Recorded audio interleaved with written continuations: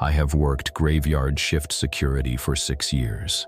Large commercial buildings, midnight to 8 in the morning, the kind of work that trains you to distinguish between a building that is empty and a building that feels empty. Those are two different things. After 6 years, I know the difference. At 12:47 in the morning, during a major thunderstorm, half the building went dark. 30 seconds later, I heard something move on a floor that had been empty for 11 weeks. I still hear the phones ring up there in the middle of the night. My coworker told me why after I had already been alone in the dark with that sound. That is the part I have never been able to get past. The building was a 12-story commercial office complex. Multiple tenant companies, separate floors, separate keycards per suite. I worked with one other guard on a 2-man rotation. One of us at the command center monitoring feeds, one walking the building. The auxiliary floor was on 7. Financial services company, maybe 40 workstations in 4 rows of cubicles, glass-walled offices along the north wall. Staff came 2 or 3 weeks per year for project work. The rest of the time, the floor sat completely dark and completely empty. I had walked it hundreds of times. It was one of those spaces that becomes so predictable you stop really looking at it. That night, I was on walking rotation. My partner, Marcus, was at command. The storm had been building since 10. Wind against the upper floors, rain hard enough to hear through the exterior walls. By midnight, it was directly overhead. I was on 9 when the power went. Not the whole building. Half. Floors 1 through 6 and the command center held. Floors 7 through 12 dropped to emergency lighting. Dim amber strips along the baseboards, enough to navigate by, but not enough to see clearly across a room. Standard protocol when the grid drops. Welfare check on the upper floors. Confirm nothing has physically failed. Report to command every 5 minutes. I cleared 8. Started on 7. The auxiliary floor was exactly as it always was. Dark between the amber strips. Rows of cubicles in the flashlight beam. All workstations off, chairs pushed in, nothing out of place. I walked the perimeter and started down the center aisle. 3 rows in, I heard it. A heavy sound. Sudden. The specific impact of a large stack of papers or binders hitting a hard floor, dense and flat, coming from 5 or 6 cubicles ahead of me in the dark. I stopped. Flashlight up. Nothing visible. I called out.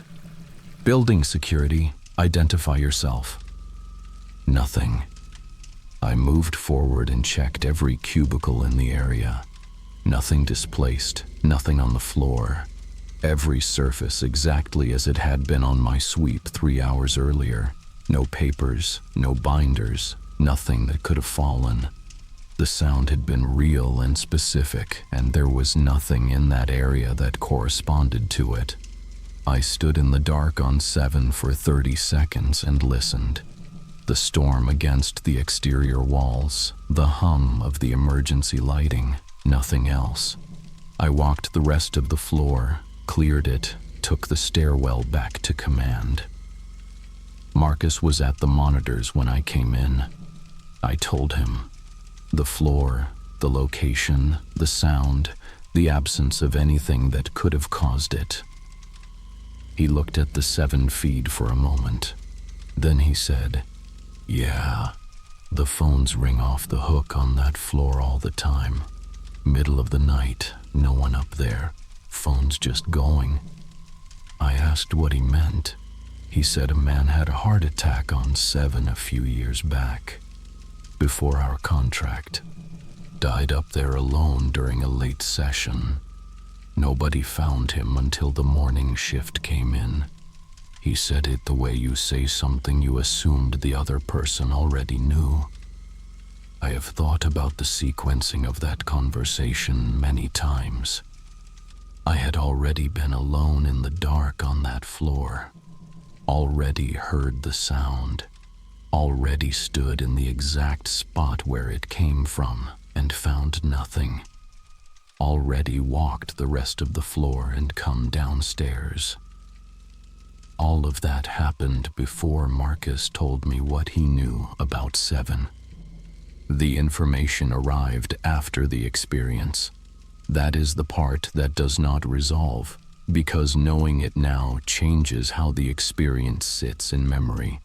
It adds meaning to the sound that was not present when I was standing there hearing it. But the sound happened whether or not I knew about the man who died up there.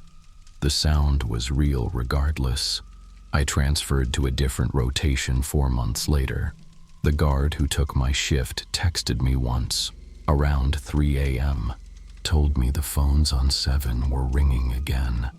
I did not tell him about the sound I heard during the storm. Some information arrives better before than after.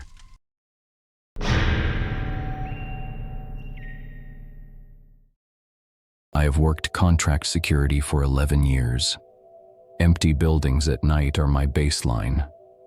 I know the sounds a large industrial space makes. The acoustic quality of a factory floor at 2 a.m., hard surfaces, high ceilings, sound carrying further than it should. I know what belongs in that environment. 3 consecutive nights at a farm machinery factory in the industrial district. Empty building, solo patrol, no interior cameras on the main floor. On the 3rd night, I found physical evidence that I was not alone. I quit the following morning. When I told my supervisor why, he told me something about that building that nobody had mentioned before I started. That information changed what every one of those 3 nights meant.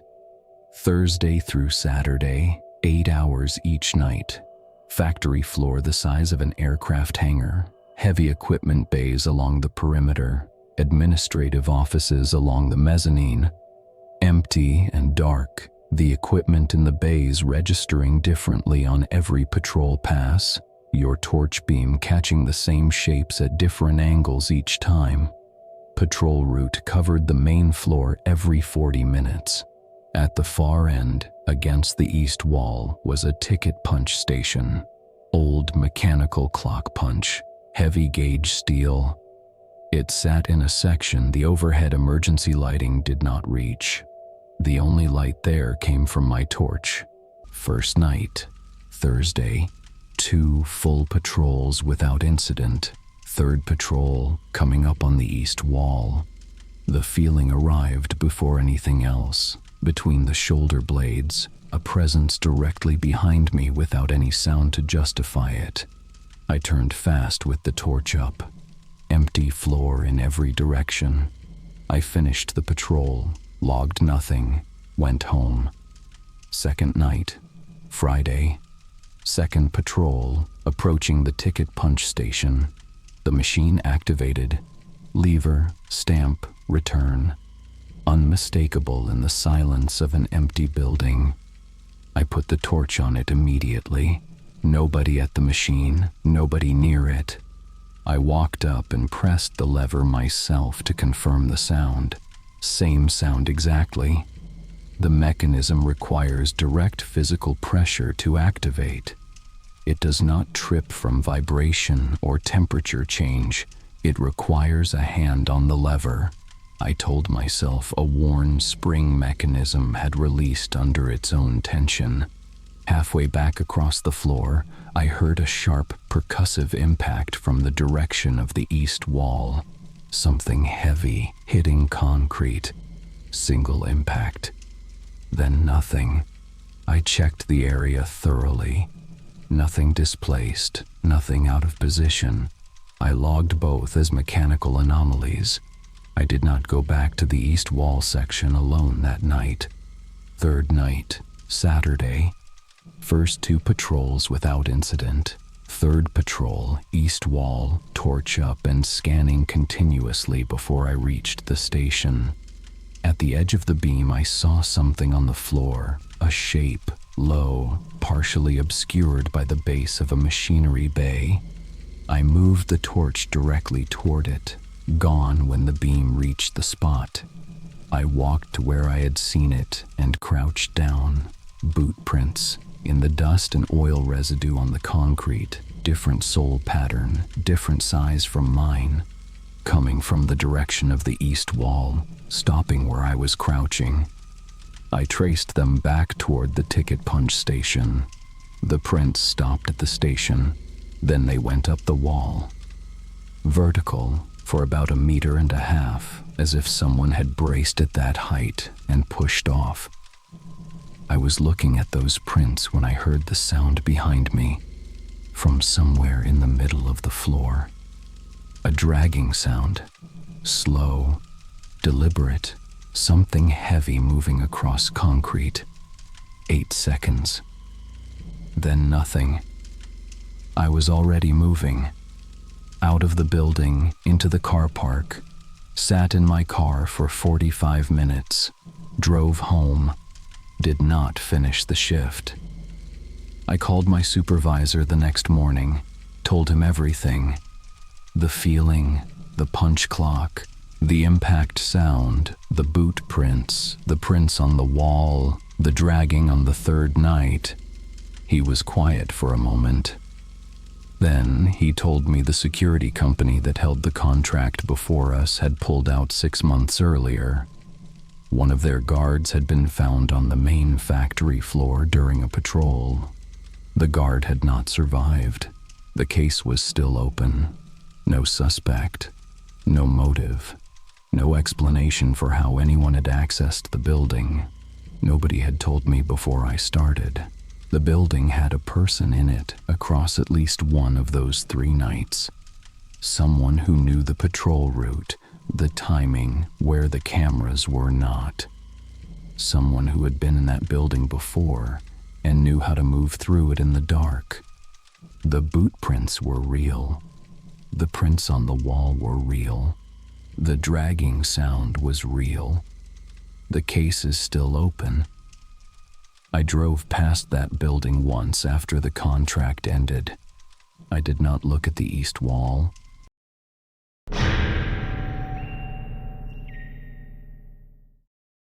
I have worked commercial building cleaning for 9 years. Night shift, large multi-tenant office complexes. I know what those buildings look like at 2 a.m. Which lights stay on, which screens stay on, which doors stay latched. I know the baseline. On the 10th floor of a keycard access building, at 2:14 in the morning, a computer screen came on that had been off 30 minutes earlier when I was last on that floor. By the end of that shift, we had identified 4 things that should not have been there. Nobody told us what any of them meant. 14-story commercial complex, multiple tenants per floor. My partner, Diego, covered the lobby and lower floors. I took the upper half. We had been doing this building for 2 years. We knew every floor, every quirk, which motion sensors were slow. 10th floor was a financial data company. Open plan, 40-plus workstations, 2 glass-walled conference rooms on the north side. I started on 10 at 1:45 a.m. Vacuumed, emptied bins, wiped surfaces. All screens off when I arrived. All screens off when I finished at 2:10 and moved to 11. At 2:14, Diego called on the radio. Elevator 3 had arrived at the lobby with nobody in it. I told him I had not used elevator 3. I had taken the stairs. He said it had come from the upper floors. He could not tell which one from the panel. I told him I would keep an eye out. I came back down to 10 at 2:40 to do a second pass on something I had missed. One screen was on. Third row from the door, second from the left. Screen active, no screensaver, displaying a spreadsheet. Columns of figures, the kind of display that requires a logged-in session and active input. I told myself I had bumped the keyboard on my first pass. A brush of the cart against the desk, enough to wake the screen. I walked to the workstation. The keyboard was 2 feet from the desk edge. The cart path ran along the outer aisle, 4 feet from that row.